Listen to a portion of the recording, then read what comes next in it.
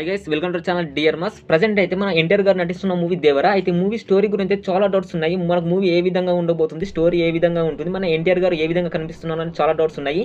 అయితే ప్రజెంట్ అయితే మన భారతదేశంలో సముద్ర తీర ప్రాంతాల్లో బ్రతుకుతున్న ప్రజలు ఏ విధంగా బ్రతుకుతున్నారు, వాళ్ళకి వచ్చిన నష్టాలు ఏంటి, వాళ్ళు ఎదుర్కొంటున్న సమస్యలు ఏంటి, ఇలాంటి నిజ సంఘటనల ఆధారంగా మూవీ స్టోరీని రెడీ చేసి అయితే మన కొరటాల శివ గారు అయితే ఈ మూవీని తెరకెక్కిస్తున్నారు.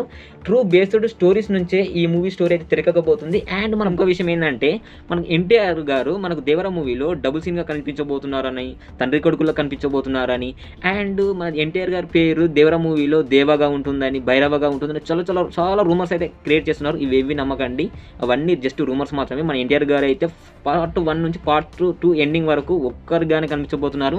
తన పేరు కూడా దేవరానే ఉంటుంది, మూవీ పేరు కూడా దేవరాన్ని ఫిక్స్ చేయడం, మనకు అనౌన్స్ చేయడం కూడా జరిగిపోయింది. ఇక మూవీ విషయానికి వచ్చేస్తే మనకు ఈ మూవీ మాత్రము మనకు సెప్టెంబర్ 27 అయితే మన ముందుకు రాబోతుంది. పాండే లెవెల్లోనే వస్తుంది. అండ్ మనకు మూవీలో ఎన్టీఆర్ గారు అయితే హీరో నటిస్తున్నారు, మూవీని అయితే కొరటాల శివ గారు అయితే డైరెక్ట్ చేస్తున్నారు. అండ్ మనకు మూవీలో విలన్ పాత్రలో మన శ్రీకాంత్ గారు కనిపించబోతున్నారు. అండ్ బాలీవుడ్ సైఫ్ అలీ ఖాన్ గారు కూడా కనిపించబోతున్నారు. ఈ మూవీని అయితే 300 కోట్ల బడ్జెట్తో తెరకెక్కిస్తున్నారు. అండ్ మన హీరోయిన్గా మాత్రం జాన్వీ కపూర్ గారు అయితే నటిస్తున్నారు. ఇక స్టోరీ విషయానికి వచ్చేస్తే మన దేవర అయితే తన చిన్నతనంలో వాళ్ళ అమ్మ నాన్న కోల్పోతూ ఉంటాడు. ఎందుకు అంటే వాళ్ళ అమ్మ నాన్న తన చిన్నతనంలో సముద్ర తీర ప్రాంతంలో నివసిస్తూ ఉంటారు. అక్కడ సముద్ర తీరంలో నివసిస్తూ సముద్రంకి వేటకు వెళ్ళి వాళ్ళ నాన్న చేపలు పట్టడానికి అలాంటి పనులు చేస్తూ అక్కడ బ్రతుకుతూ ఉంటాడు. వాళ్ళ చుట్టూ ఉన్న కొందరు ప్రజలు కూడా ఎటువంటి సమస్యలు వచ్చినా కానీ వాళ్ళ నాన్న ముందు అడుగు వేస్తూ వాళ్ళందరి కష్టాల నుంచి వాళ్ళని తొలగిస్తూ వాళ్ళందరిని కాపాడుకుంటూ వాళ్ళందరూ కొంచెం పెద్ద మనుషులు బ్రతుకుతూ ఉంటాడు. ప్రభుత్వం కొన్ని అనివార్య కారణాల వల్ల ఆ తీర ప్రాంతంలో ఉన్న ప్రజలందరినీ ఖాళీ చేయించి అక్కడ నుంచి వెళ్ళగొట్టాలని ప్రయత్నిస్తుంది. అయితే ఆ పోరాటంలో వాళ్ళ నాన్న మేము ఎక్కడికి వెళ్ళకూడదు, ఇక్కడే బ్రతుకుతామని, మా జీవనాధారం మొత్తం ఇక్కడే ఉంటుందని కొంచెం పోరాటం చేయడం జరుగుతుంది. ఆ పోరాటంలో వాళ్ళ అమ్మ నాన్న ఇద్దరు చనిపోతారు. వాళ్ళు చనిపోయిన తర్వాత ఆ ప్రజలందరినీ అక్కడ నుంచి వేరే ప్రాంతానికి తరలించడం జరుగుతుంది. దేవర కూడా ఆ ప్రజలతో పాటు వేరే ప్రాంతానికి మళ్ళీ సముద్రం పక్కనున్న కొంచెం తీర ప్రాంతానికి వెళ్ళి అక్కడ బ్రతుకుతూ ఉంటారు. కూడా వాళ్ళతో పాటు అక్కడే పెరిగి పెద్ద అవుతూ ఉంటాడు. అతను కూడా సముద్రానికి వేటకు వెళ్ళడము అవన్నీ పనులు చేస్తూ ఉంటాడు. సముద్రంలో ఈత కొట్టడము, సముద్రానికి వేటకు వెళ్ళడం తనకు మాత్రం వెన్నతో పెట్టిన విద్య. ఇక్కడ నుండే మూవీ యొక్క అసలు కథ స్టార్ట్ అవుతూ ఉంటుంది. వారితో అంటే దేవరతో నివసిస్తున్న ప్రజలందరూ వాళ్ళ ఒక ప్రాంతంలో ఉంటారు కదా, ఆ ప్రాంతంలో ఉండే వారికి చదువు లేకపోవడం, వారి కోసం ఆసుపత్రులు లేకపోవడం, వారి కోసం మెరుగైన వైద్య విద్య రోడ్డు సదుపాయాలు బీమా ఇలాంటివి ఎటువంటి సదుపాయాలు లేకపోవడం, అండ్ ప్రభుత్వం వారి కోసం ప్రత్యేకమైన చర్యలు తీసుకోకపోవడం, ప్రభుత్వం నుంచి వచ్చే కొన్ని సదుపాయాలు కూడా వారికి అందకుండా చేయడము, ఈ విధంగా ప్రజలు చాలా రకాలుగా నష్టపోతూ ఉంటారు. అయితే ఇదంతా చూసిన దేవర ఏదోటి చేయాలని అక్కడ దగ్గరలో పట్టణాల్లో ఉన్న ప్రభుత్వ సదుపాయాలు కావాలని ఆయన ప్రభుత్వ ఉద్యోగుల దగ్గరికి వెళ్ళి అడగడం కూడా జరుగుతుంది. కానీ వాళ్ళు ఎవ్వరు వీళ్ళ గురించి పట్టించుకోరు, వీళ్ళ మాట తీసినా కానీ అసలు దేకను కూడా దేకరు. ఇదంతా కలర్ చూసిన దేవర ఏదో ఒకటి చేసి ప్రజలందరినీ కాపాడాలని, వారికి ఏదో ఒకటి చేయాలని ప్రభుత్వము సముద్ర తీరంలో అంటే సముద్రంలో కొన్ని ఎగుమతులు దిగుమతులు జరుపుతూ ఉంటుంది. కొన్ని సరుకులను ఎగుమతి చేస్తుంది, దిగుమతి చేస్తుంది కదా. దేవర ఏం చేస్తాడంటే ఈ ప్రజలందరినీ కాపాడాలి, ప్రభుత్వం మా అందరి గురించి పట్టించుకోవాలంటే ఏం చేయాలంటే ప్రభుత్వం ముందుగా మన వైపు చూడాలి. ఇక్కడ కొందరు బ్రతుకుతున్నారు, వీళ్ళంతా మన ప్రజలే, వీళ్ళకి ఏదో ఒకటి చేయాలని, ప్రభుత్వం ముందు మన వైపు చూడాలంటే ఏదో ఒక పని చేయాలని ఆ ఎగుమతులు దిగుమతులు జరుపుతున్న కంటైనర్లను అందులోంచి కొన్ని కొట్టేయడం జరుగుతుంది. కొన్ని కొట్టేసి అందులో మనకు అంటే ప్రజలకు కావాల్సిన సరుకులు కానీ ఇంపార్టెంట్ వస్తువులు కానీ ఏమేమి ఉంటాయో అవన్నీ తీసుకొచ్చి ఇక్కడ ఉన్న వాళ్ళని అందరూ పంచి పెడుతూ ఉంటాడు. ఆ ఖాళీ కంటైనర్లను మొత్తము సముద్రం తీరంలో పడేస్తూ ఉంటాడు. ఇంకా ప్రభుత్వానికి వచ్చే చాలా కంటైనర్లను అండ్ సరుకులను దొంగతనం చేసి అక్కడ ప్రజలకు పంచి పెడుతూనే ఉంటాడు. మనకి ఈ కంటైనర్లను దొంగతనం చేసే సీన్ కూడా మనకు ఆల్రెడీ గ్లిమ్స్ లో కూడా చూపించడం జరిగింది.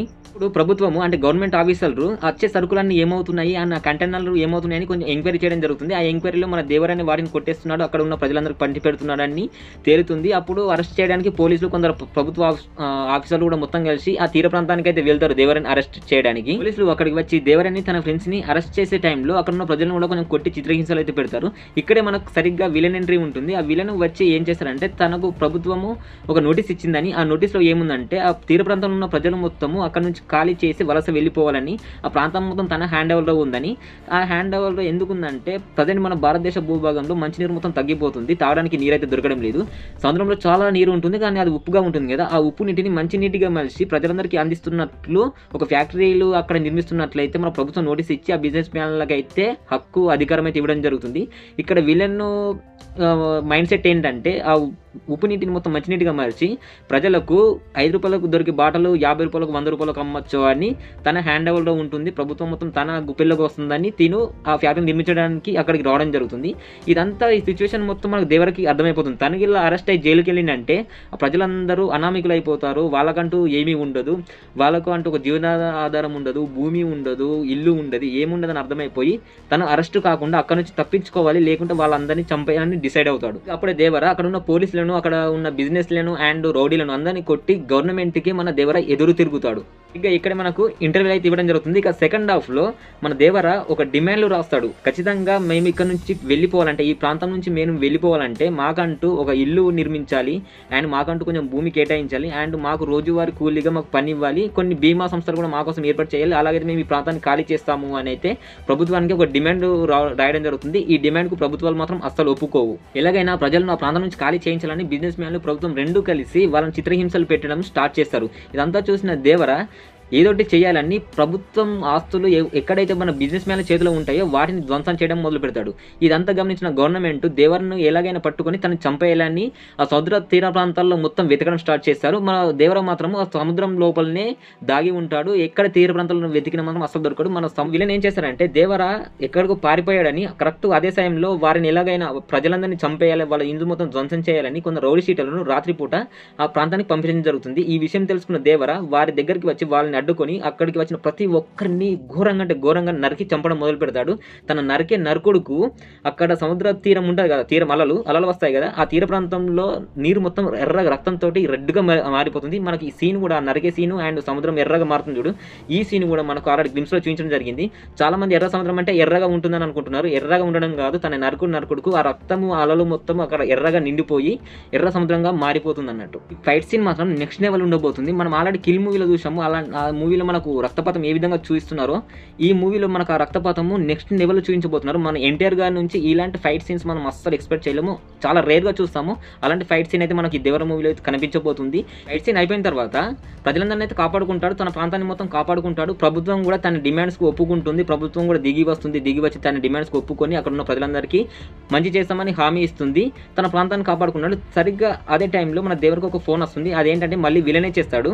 జస్ట్ నీ ప్రాంతాన్ని మాత్రం నువ్వు కాపాడుకోగలిగావు, నీ ప్రాంతాన్ని ఓకే నేను విడిచిపెట్టాను, కానీ ఇంకా భారతదేశంలో ఇంకా చాలా ప్రాంతాలు ఉన్నాయి, ఇంకా చాలా సముద్ర తీరాలు ఉన్నాయి, వాటన్నింటిని కాపాడే దమ్ముందా అని అయితే మన విలన్ క్వశ్చన్ చేయడం జరుగుతుంది. అప్పుడే మన దేవరికి అర్థమవుతుంది, నా ప్రాంతాన్ని కాపాడడానికి నేనున్నా, కానీ వేరే ప్రాంతాలను కూడా కాపాడడానికి ఇంకెవరున్నారు, వాళ్ళకి జరుగుతున్న అన్యాయాలను ఎవరు చూస్తారు, వారిని ఎవరు పట్టించుకుంటారు అని అప్పుడే డిసైడ్ అయ్యి భారతదేశంలో జరుగుతున్న అన్యాయాలను మొత్తము, తీర ప్రాంతంలో జరుగుతున్న అన్యాయాలను మొత్తం ఎదుర్కోవాలని తను అప్పుడే ఒక డైలాగ్ కూడా చెప్పడం జరుగుతుంది. ఈ డైలాగ్ కూడా మనకు ఆల్రెడీ స్టార్టింగ్ గ్లిమ్స్లో చూపించడం జరిగింది.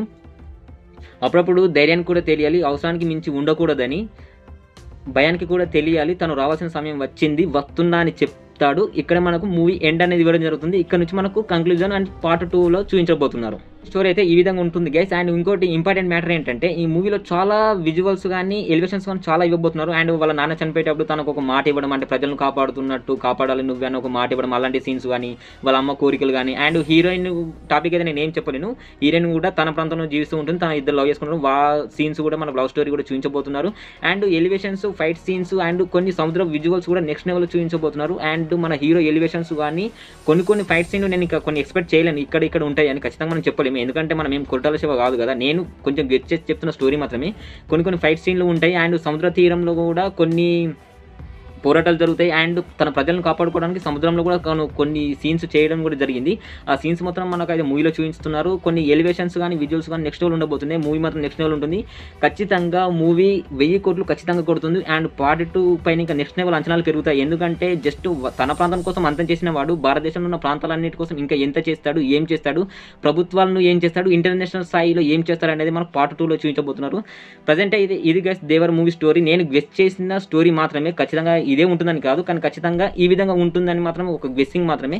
మూవీ స్టోరీ ఎలా అనిపించింది ఒకసారి మీరు పూర్తిగా విని మీకు నచ్చితే మాత్రం ఒక లైక్ చేసి షేర్ చేసి, అండ్ మీరు ఖచ్చితంగా మీకు స్టోరీ ఎలా అనిపించిందో కామెంట్ బాక్స్లో తెలియజేయండి, నేను తెలుసుకుంటాను. అండ్ నెక్స్ట్ ఇలాంటి జెన్యూన్ స్టోరీస్ కోసం కానీ జెన్యూన్ అప్డేట్స్ కోసం కానీ ఖచ్చితంగా మన ఛానల్ కొంచెం సబ్స్క్రైబ్ చేసుకొని నన్ను కొంచెం సపోర్ట్ చేయండి. జై హింద్, జై సినిమా.